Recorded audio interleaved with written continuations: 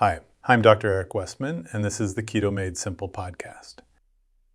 Hi, everyone. Dr. Eric Westman here. And from time to time, I get to interview very interesting people, clinical users of low-carb diets, and also researchers of low-carb diets. Of course, our research, maybe it came out before you were even born, Dr. Aronica.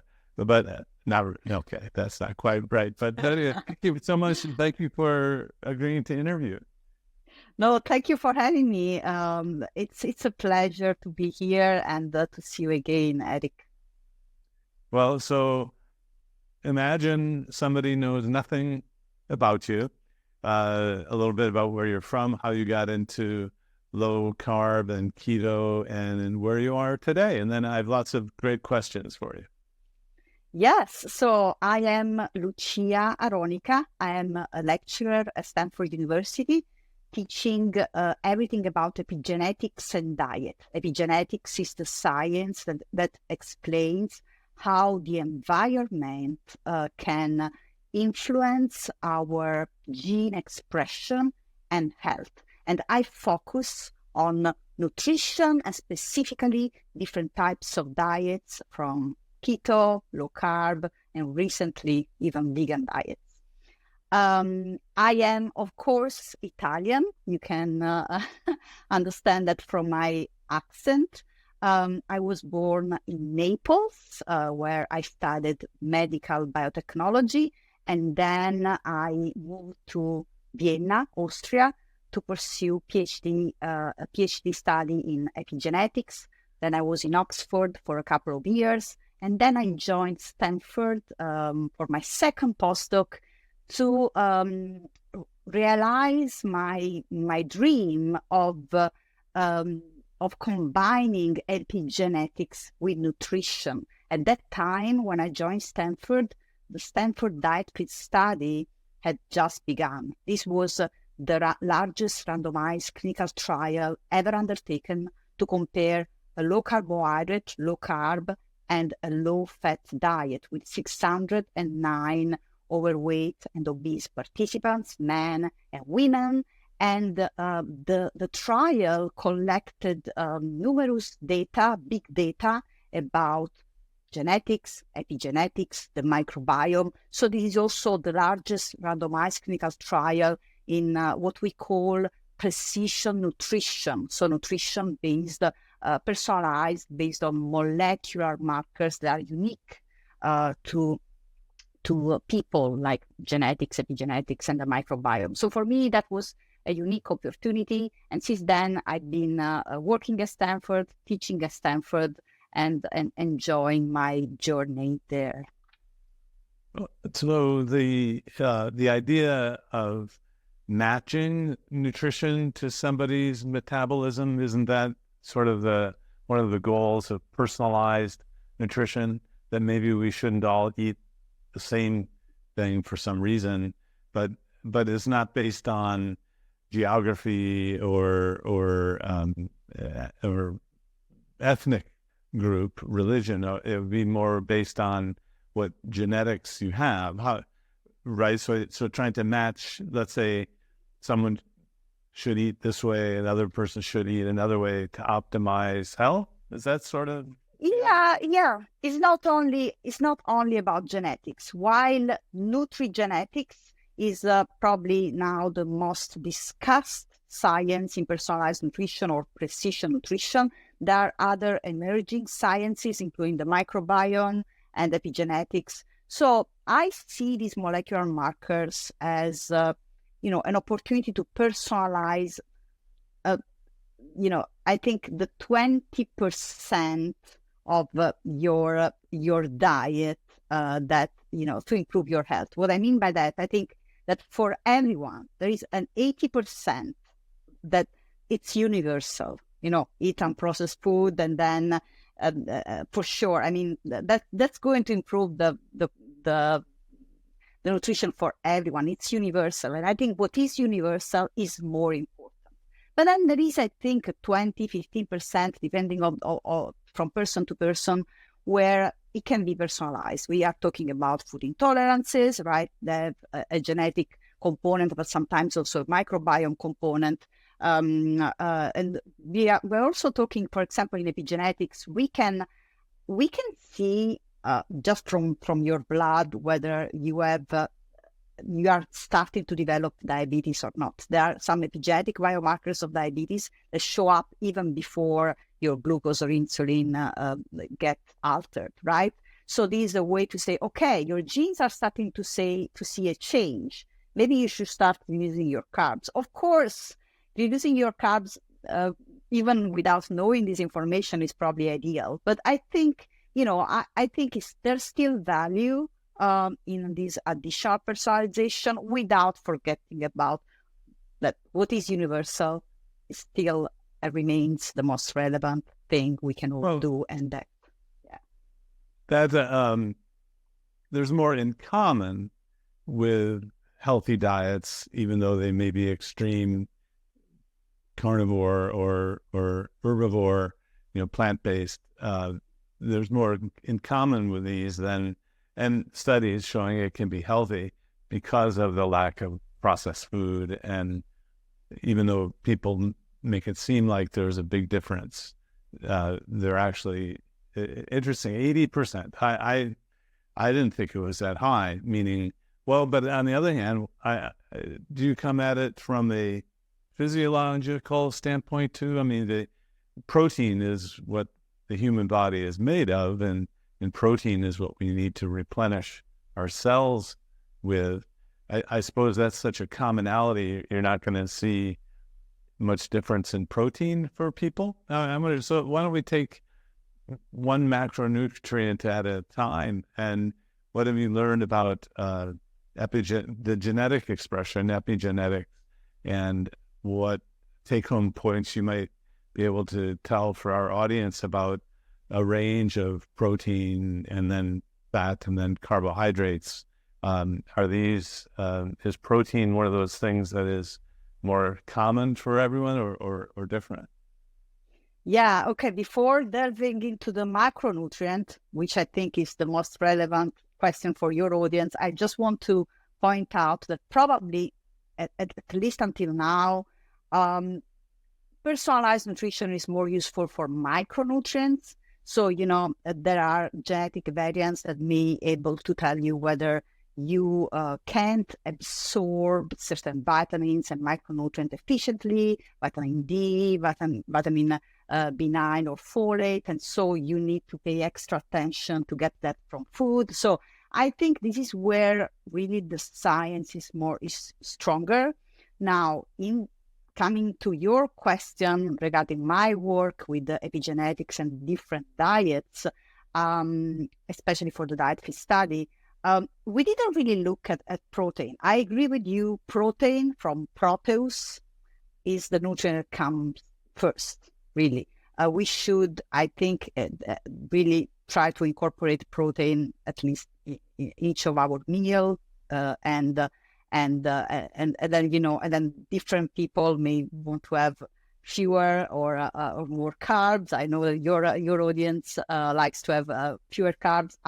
I forgot to mention I am a low carber myself, so I started really a keto diet more than 15 years ago, and then been alternating between a keto and low carb diet. So my carbohydrates really comes only from vegetables. I'm Italian, but I don't eat pasta, bread, and pizza. And the interesting thing is that these are, to me, foreign foods. What I mean by that is that actually we humans are very simple creatures of habits, and we crave what we very often eat.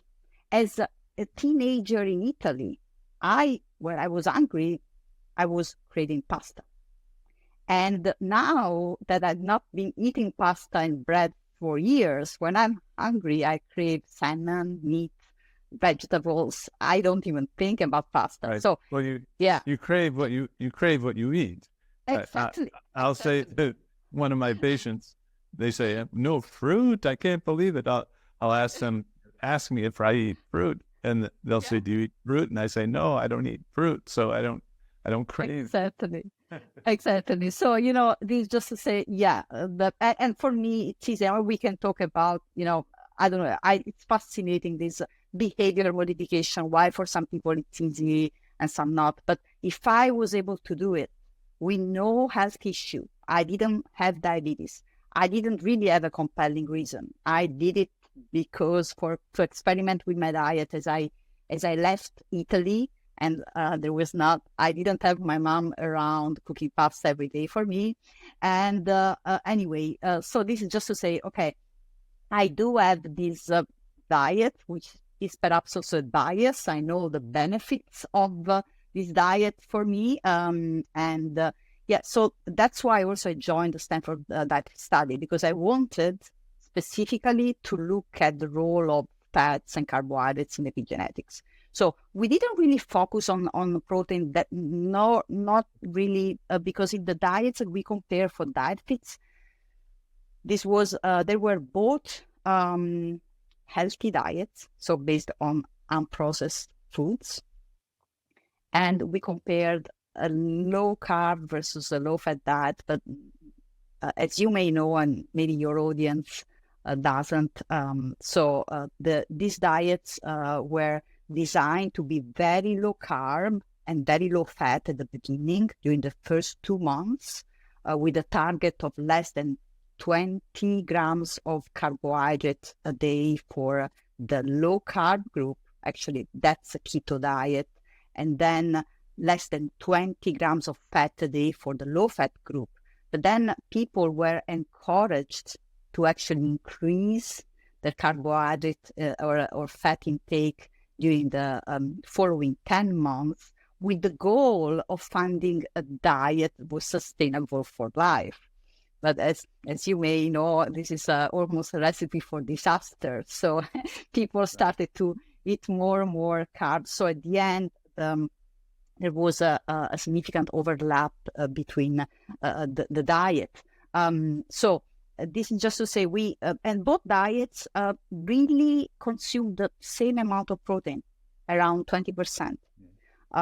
So we didn't, I was not able to look at differences of protein on epigenetics.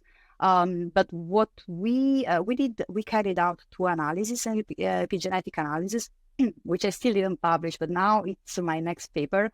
One, we looked at the biggest losers from the study. So those who lost the most weight on low carb and low fat.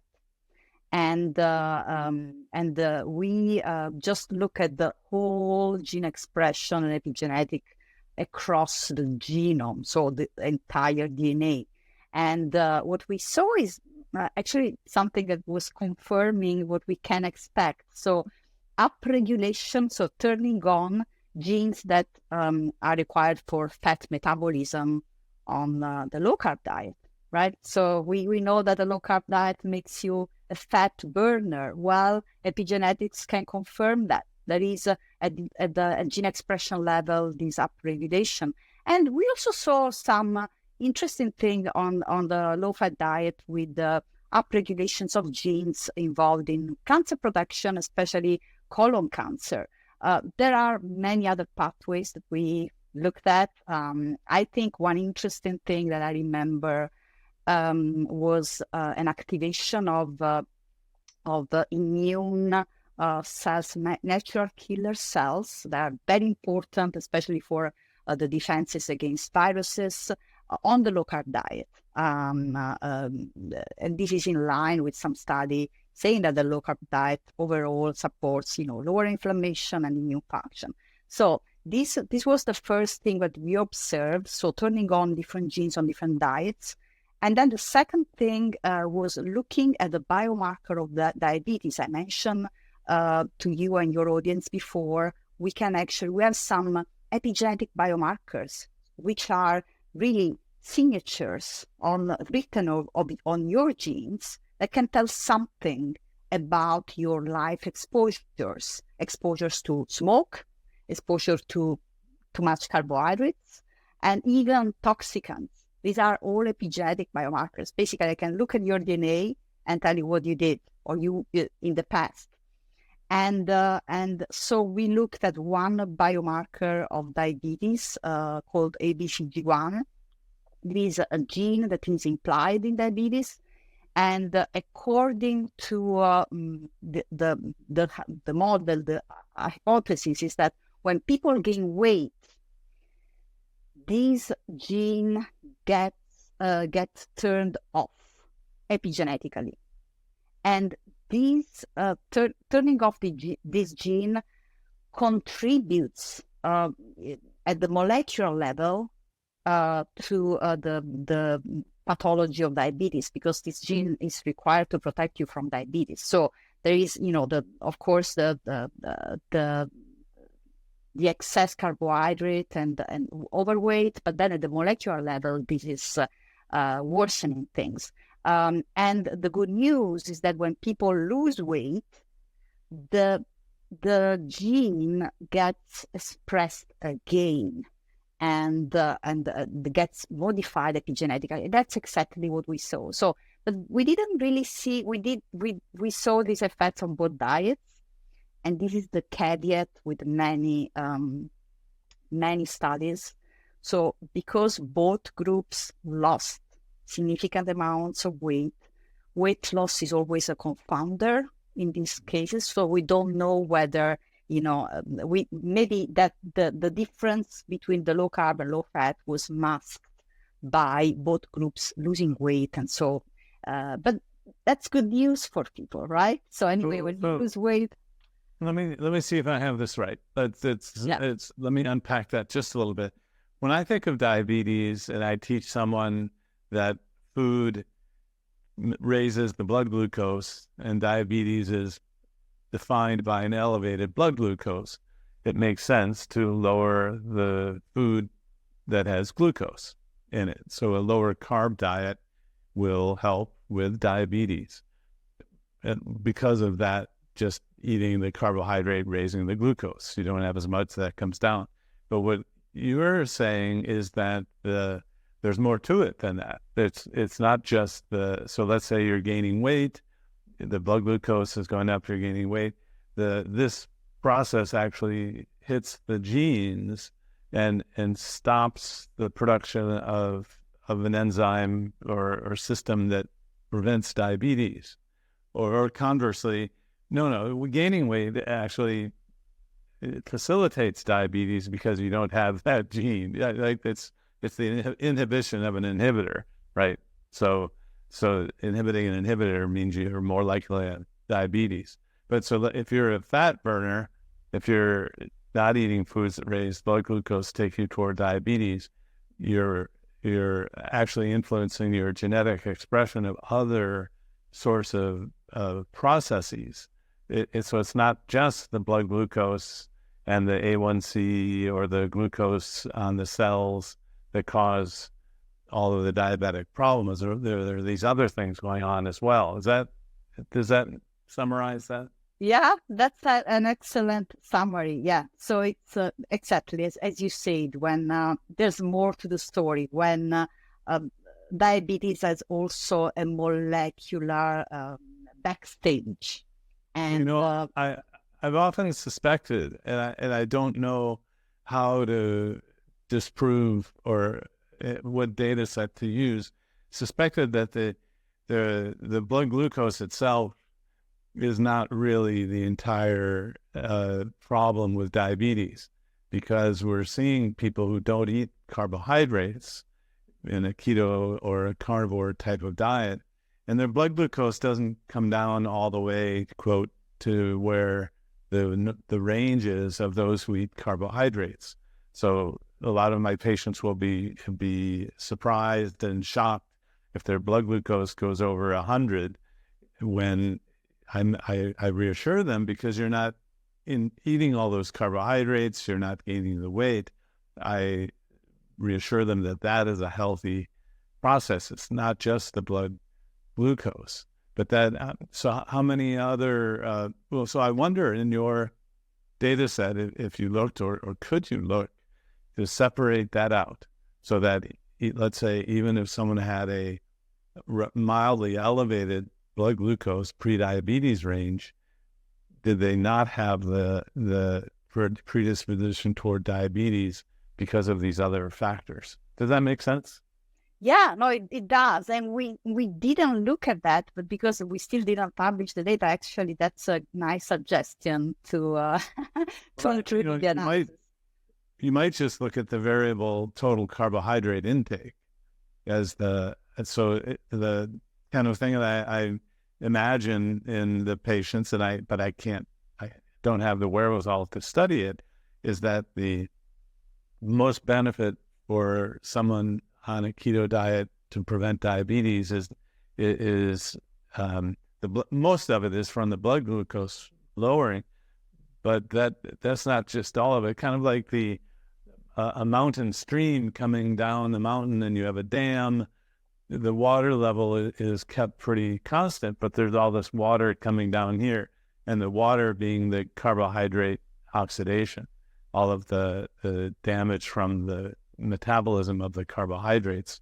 And I wonder if these are other sorts of process. Well, it could be neurologic, could be, the other vascular sorts of consequences that are not really directly related to that blood glucose. Anyway, that's fascinating. If you're a fat burner, generally the system is set up well. I don't think you can get diabetes in a world without carbohydrate. And now I know that's a strong statement, but what would your response be? In a world without carbohydrates? Well, like a carnivore world, an animal that a lion and a growing number of humans, it's really difficult to have diabetes. Yeah, that's also my assumption. You are the expert here, but yeah, I think so. Type 2 diabetes is eventually an excess of lifelong excess of carbohydrate and sugar. It's a recipe to give yourself that type 2 diabetes. That's my assumption and understanding in a nutshell. So yeah. Well, so when we talk about optimal fat and carbohydrate levels for people, if proteins kind of, it's great. Don't have to change that too much, but how do you look at matching fat levels and carb levels for different people, or is that still kind of a toss-up? Can science tell us that you have this genetic type, so you should eat this way, and you have this one, you should eat that way? How far along are you with that? Yeah, that's a very beautiful question. So the answer is, from a genetic or nutrigenetic standpoint, I think we are not there, and we will probably never be there because, so as I mentioned before, nutrigenetics is mostly useful for micronutrients. The reason is that, yes, there are some genes that may predispose people to break down carbohydrates or fats more efficiently when they are born. But as we all know, is the exposure to carbohydrates and sugar during a lifetime that has the strongest influence of whether you should really restrict carbohydrate and go for a keto diet or a low-carb diet or not. So for example, let's say that you get a nutrigenetic test and it tells you that you are predisposed to burn carbohydrates very efficiently, and the high carb diet is good for you. Yeah, but you have been eating for all your life carbohydrates and sugar, and by now you have basically pre-diabetes or type 2 diabetes. Should you follow what the genetic test tells you? Of course not. And so this is where I really actually tell people not to. There are many companies making these recommendations on macronutrients, and I think these recommendations are misleading. Not because they're not really based on science. There is some science evidence there, but it doesn't make a significant clinical impact in people's lives, considering their overall. That the lifestyle, the diet they had until now, is more important. And then also in general, I think, okay, independently of diabetes and which, of course, I think a low-carbohydrate diet and a keto diet are great options for those with diabetes and overweight. I honestly, I think that a low-carb diet in general is a nutrient-dense diet, because basically if you eliminate all refined grain and sugar, which we all agree it's a good thing, whether, across all diets, we agree that that's a good thing. And honestly, if we do that, we are eating a low-carb diet. Then the question is, okay, should you also eliminate fruit or not? And I think that's where personalization is useful, but not so much based on genetics, based on markers like, of course, insulin and glucose in general, glucose response, or glucose, insulin, HOMA, IR, and lipids, but also, of course, things like activity level. Of course, I know people who are extremely fit and do engage in lots of physical activity, and they are just their muscles are really glucose sinks. They may be even in ketosis with 100 gram carbohydrates a day, right? So this is where, of course, these things play in personalizing the recommendation to say, okay, maybe you are an athlete, and you have lots of muscle. You are still in ketosis with 80 grams of carbohydrates a day. That's great, right? So I think these factors are more important for personalization than genetics. And with epigenetics, we are still not there. It's more, I'm interested in the mechanisms to look at what happens on the backstage of diabetes and these other diseases, also from an educational standpoint. So to tell people, it's not only about your weight or your blood sugar. You are actually modifying your genes. You may want it or not. And sometimes, I believe, maybe because I'm a teacher, but that these things can contribute to behavior change.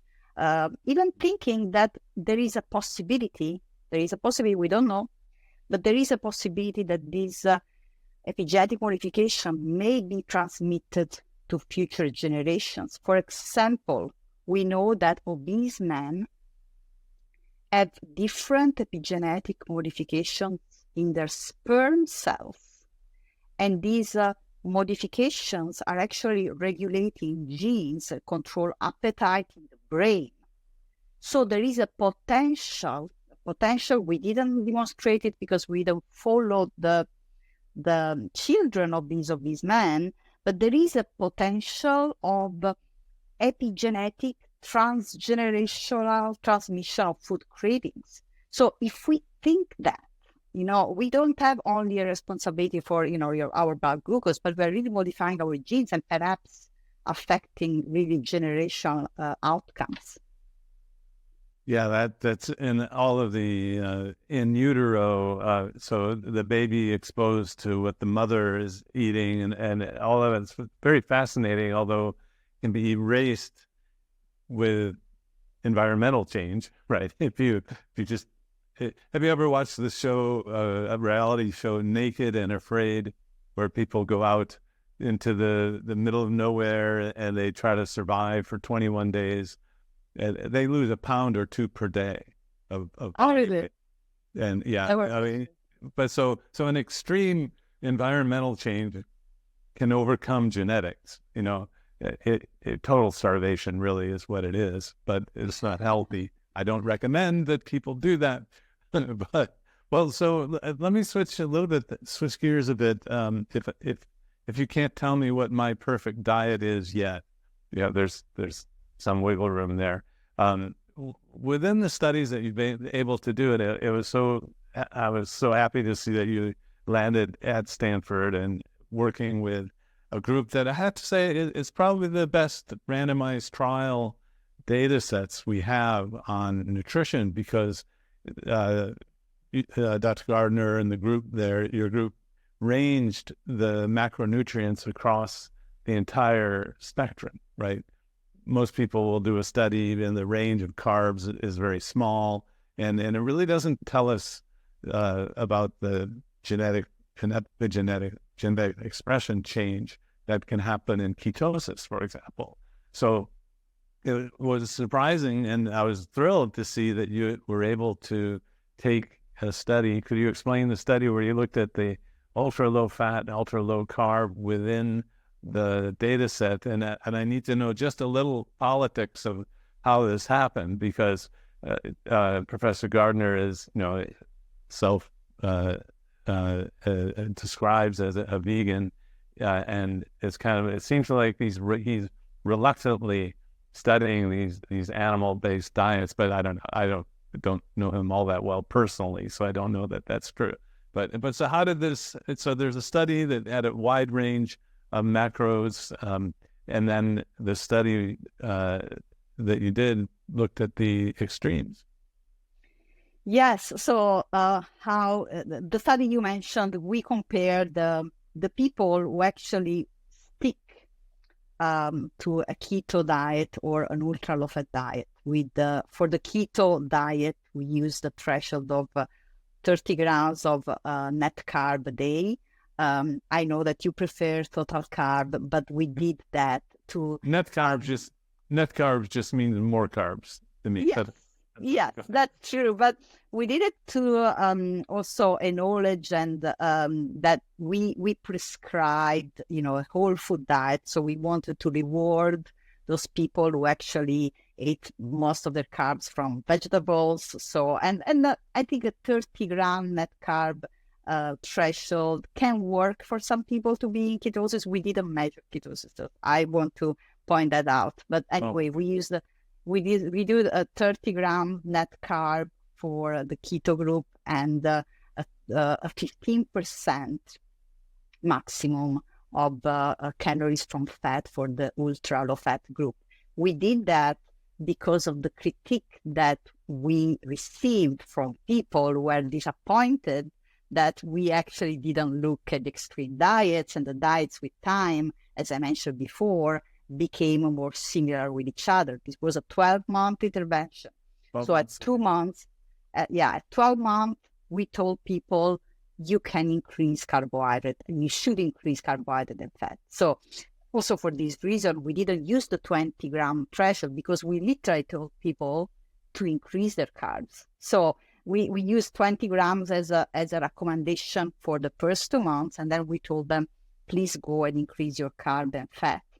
So what we did is then we look at the people that at 3 months, so 1 month after we told them to increase carbohydrates or fat, were still consuming less than 30 grams of carbohydrates a day for the keto group, or less than 15% of calories a day for the ultra low fat group. And we found something surprising. So first of all, only 18 people for the keto. We found that only 18 people were in the keto group and 21 in the ultra low fat group.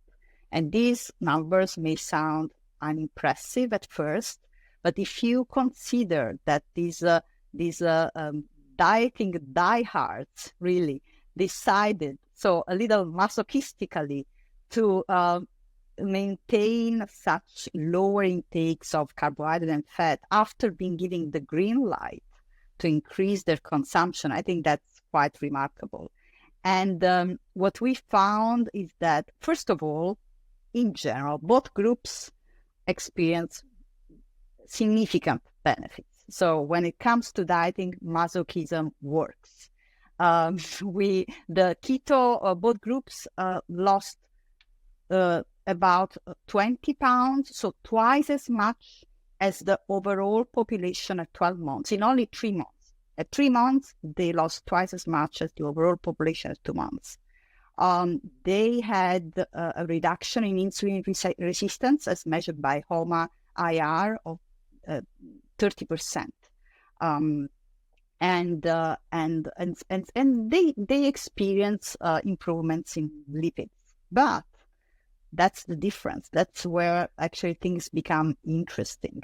The keto group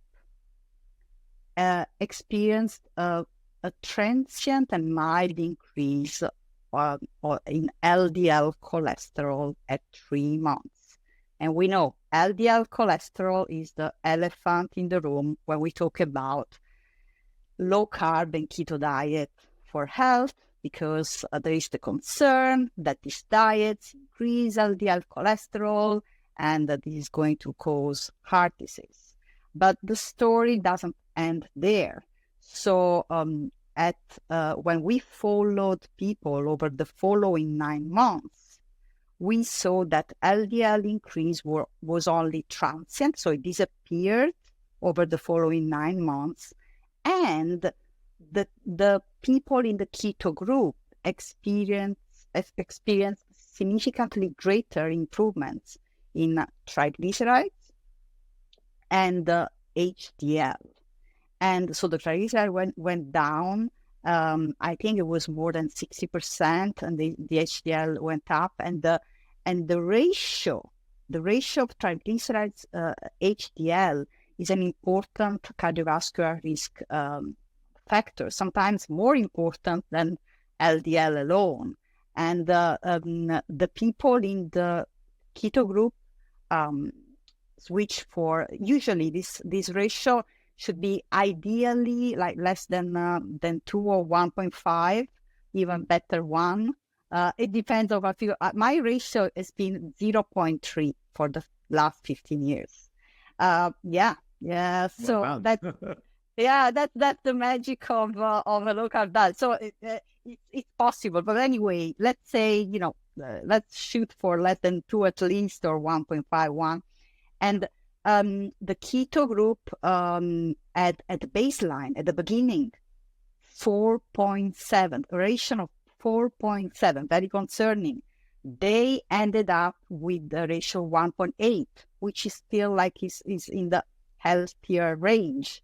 The low carb group only decrease of few points. I think it was like 2.9 to 2.7. So it's the keto group experienced significantly greater cardiovascular benefits. And then there was a final surprise.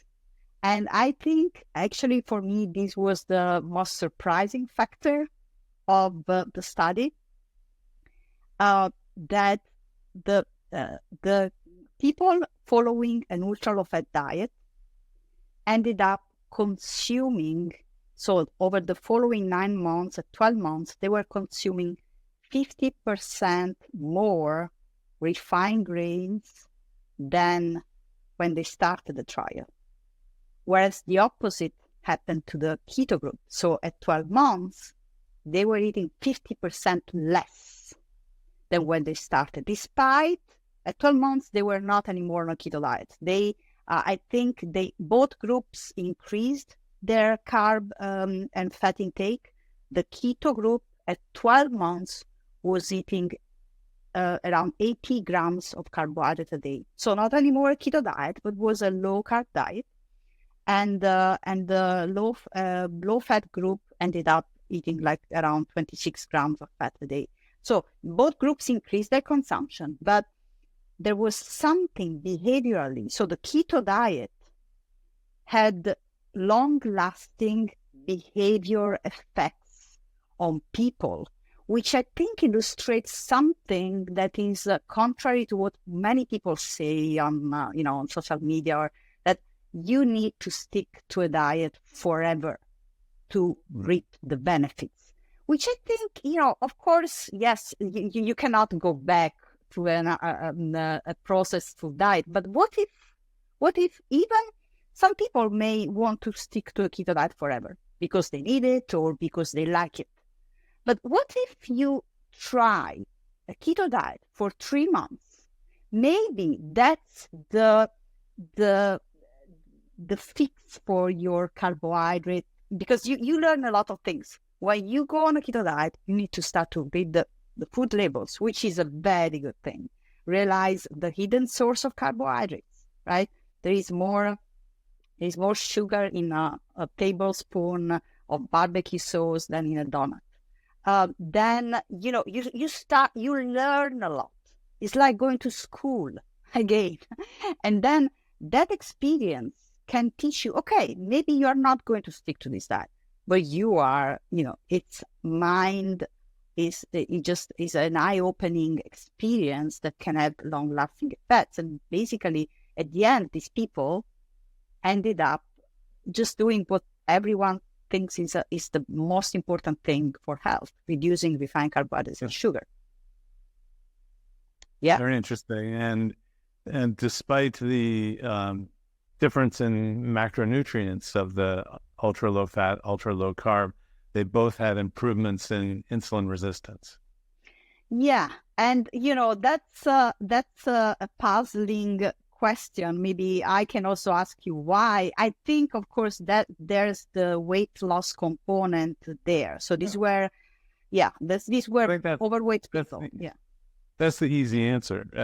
These were not, I forget the average BMI, but I think the study did not really reflect an obesity medicine practice. I mean, my average BMI is about 35. And I explained that there's a weight loss phase and a weight maintenance phase. Well, I want to do something forever, lifestyle change. I said, well, but wait a sec. Just like you said, you could do this. You could do a diet, you could do a pill, you can do a shot, you can do surgery. And then when you go to weight maintenance, you can change what you do. Yeah. So I love that you kind of came to that, and you're not in an obesity medicine clinic, right? You're doing clinical trials with obese or overweight obese, but not too much. Well, so I need to switch gears to the treatment of diabetes. The study that was a bit surprising that that the world's best group on randomized trials, your group, didn't reach out and ask anyone who was using keto diets how to do it. So when I read Professor Gardner's paper on the Mediterranean versus keto, we had to write a letter to the editor back, and Dr. Kalajian and I did write a letter because it wasn't really what we do in clinical practice. It was very strange. It was hard to do. And of course, then the comment in the paper is this keto diet was hard to do. Well, right, you were teaching it in a way that none of us clinicians use it anyway. And then also one of the medicines were dropped for the treatment of diabetes, comparing two different diets. Only the medicines were only dropped for the keto group. And I was like, wait a minute, this isn't a fair fight, So anyway, I'm curious, when your team gets together to design studies, can you perhaps suggest to reach out to clinical doctors who have been using this for 25 years now since our first study? I think that's a great idea. I was not involved in planning that study. But I think that would be really a win-win for everybody. Because as you mentioned, like the clinical implementation of a keto diet is I think your group and other people like Jeff Folek have been doing this for years. Yeah. And know how to teach to people. Also, I think, there's this idea that a keto diet may not be sustainable. So this idea sometimes gets... it can be. It gets into the way, because then the diet, the design, and the recommendation are based like to do it only for a little while, or maybe add carbohydrates. So yeah, I'm with you. And like in that case, I think it was a study of comparing also Mediterranean diet, and it was defined as Med plus. Right. So the Med Plus is basically a Mediterranean diet without pasta, pizza, bread, refined carbohydrate, which is a low-carb diet, and is a Mediterranean diet that doesn't exist on Earth, because I am Italian, and I tell you, that's not the Mediterranean diet I was eating. So the point is a message for the readers. I think in general, there is a lot of polarization and in nutrition, and the reason is that there is, if you look for it, there is a study supporting any nutritional religion you want to follow. And the point, but that people need to understand, is that there are studies, there are different studies, epidemiological studies don't allow us to conclude anything in terms of causation, right? Not only hypothesis generating, and even the randomized clinical trial, then we need to look at the design, at the outcomes, and there are the limitations. So the bottom line is, please always don't get frustrated if you hear one day that one thing is true and the other day that the opposite is true. It will always be like that. It will always be like that unless we change. As consumer of health, we have the responsibility. We cannot change the system. We have the responsibility to understand that it's all about our interpretations. So that's where, even these clinical trials, randomized clinical trials at our nutrition group, which are of very good quality, they have their limitations, and they need to be interpreted in the right way before making any conclusion. So, in my clinical practice, I've gone beyond the surrogate markers of the blood. The triglyceride and HDL, the metabolic syndrome, is what low carb treats. And we say that reduces cardiometabolic risk, and that's our model that we use. Total and LDL cholesterol goes down with a low-fat diet, and even was the only outcome in the twin study, which I was quite critical about after the fact. But anyway, so if you're watching this, please don't worry about the LDL. We have research going on now that is fascinating, that in the context of a low-carb diet, it may not mean the same thing. And yet, so where do we get the funding, the interest to do the outcome study? The outcome study, meaning death and dying and heart attacks and diabetes, comparing different types of diets, because we can do intermediate outcome studies for a year, forever. I mean, so Lucia, you'll be funded forever, in your career, but you really won't know the answer, which is, do the outcomes really differ? So I don't know. In my randomized trial training, we only needed 50 people to show a difference in low glycemic versus low carb for the type 2 diabetes, using an A1C as the marker.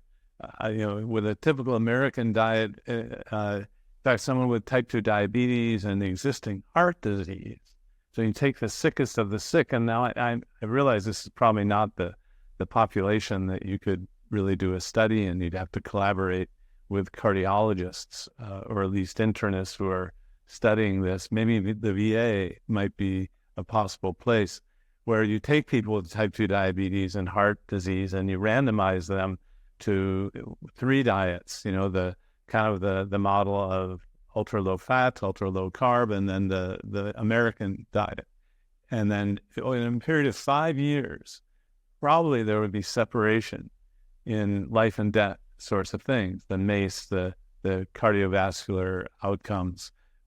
Is this on anyone's radar screen to take the sickest of the sick and to randomize them to different diets?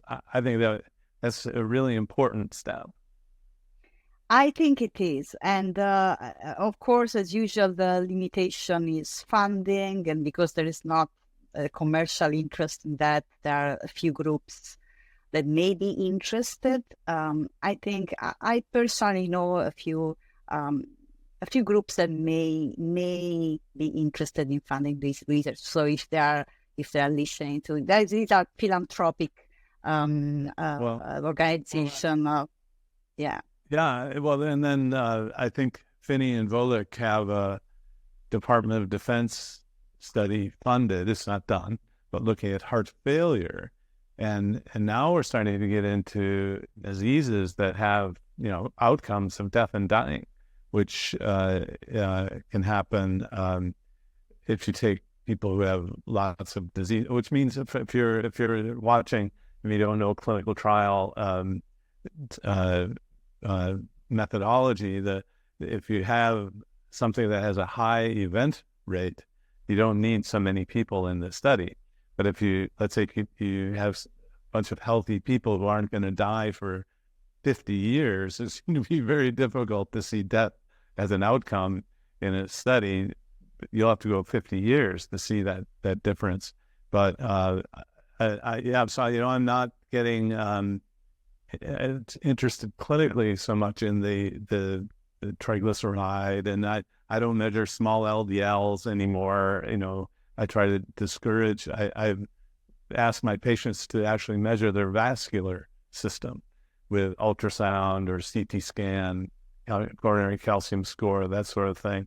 Although that's fraught with difficulty in interpreting it. But if the coronary score is 0, you have a great likelihood of the next 10 years of not having a heart attack, even if you're a carb eater. Because remember, most of those studies are people who eat carbs, right? Yeah. Well, so with what you know so far, let's take it. I'm going to be pretty personal to our group that has already decided to follow a low-carb diet. They've probably gotten benefit, maybe diabetes, weight going down, and they like staying on a low-carb diet. What advice would you have for them?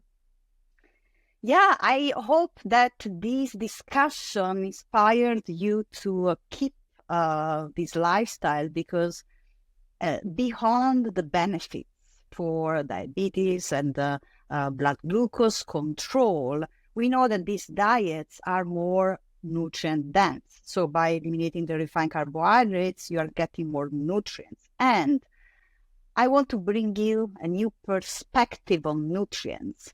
Some of these nutrients are also epinutrients. So these nutrients are actually essential for proper functioning of your epigenetics and your gene expression. So by eating a low carbohydrate diet, you are eating a more epinutrient rich diet.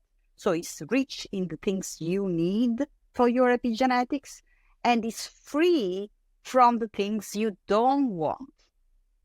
It's unprocessed food, so it's their additive, excess sugar that also causes other molecular damage to your cells, from glycation to inflammation.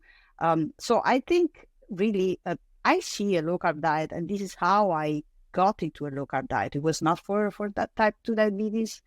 It's a long-term really health insurance for being, for me. And to me, it means effortless, keeping shape without effort. I don't need to count calories. I eat very much. So like until I'm satiated, I love food. I love eating. And it's just like, to me, it's not a disease treating approach. It can be for many people. It absolutely is. We are discovering more and more diseases that can be treated with a keto diet, including some mental health disorders. But there are people like me who embrace a low-carb lifestyle just because it makes things so easy to keep healthy, keep your gene expression healthy with little effort. So keep it up. And what's coming? What's next for you in the research domain? What direction? Yeah.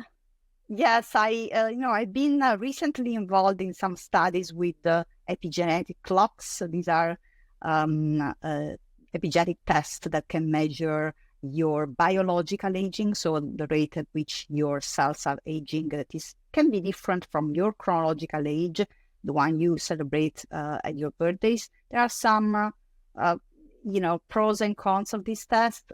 Again, they mostly reflect weight loss, so it's difficult to study them in the context of clinical studies, because if most of the effect is attributed to weight loss, not diet. But this is an interesting new avenue for me. And then finally, I'm going to publish the study I discussed today about the epigenetic biomarkers. And so going back now, after having been focused on my latest publication on keto and low carb, and then finally, I'm all about education about epigenetics. So I've created actually a little course on epigenetics. You can check it out at draronica.com. It's just my university lectures condensed in 5 modules for non-experts. Everyone who wants to get a deep dive in epigenetics for professional reasons or scientific curiosity or whatever. And I think I am writing a book on epigenetics and diet, starting with the Italian. And then if people are interested, let me know. I will translate it in English, but I'm very excited. I love educating people about the backstage of their health, just as an additional motivation to keep it up and improve your health. Well, that sounds great. And I have to say that I become more and more optimistic when I talk to you, and the young researchers that are more open-minded. I think truth will out. Science will find the truth, as long as there are people like you, Lucia. Thank you so much. Thank you for having me, and thank you to your audience for the attention, and be healthy. Bye-bye.